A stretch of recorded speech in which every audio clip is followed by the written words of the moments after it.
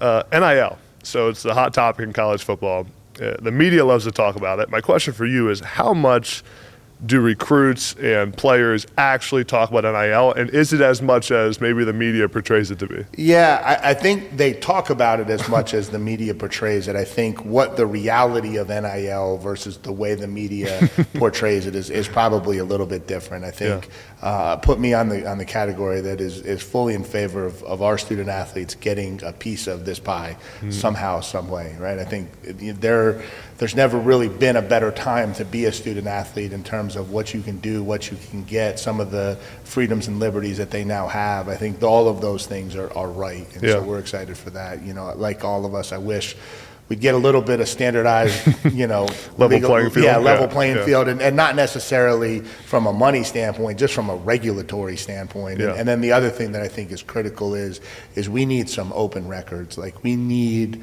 people to be able to see what the reality of NIL is, not what is being promised, not what is being spoken.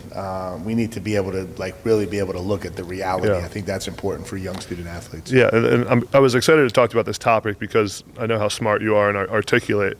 What is the solution to the NIL transfer portal? Is it federal legislation? Is it revenue sharing? What are your thoughts on that? Yeah, I think the first thing is federal regulation to kind of standardize the rules. I think the fact that a state can go in and create its own set of NIL rules, like, that's something that is going to get out of hand really quick, and people are going to find ways to utilize their own state legislation to create NIL advantages, right? And that's not something we can have. You can't have an NIL advantage for a college in a certain state. I think that's really important. And I think the other thing that's critical is open records. I really do. I think we have to stop people from just saying to a student athlete, hey, I'm going to give you A if you come to my school, and then having no actual follow through with whether that's what gets delivered, right? And so we're not allowed to use it as recruiting inducements.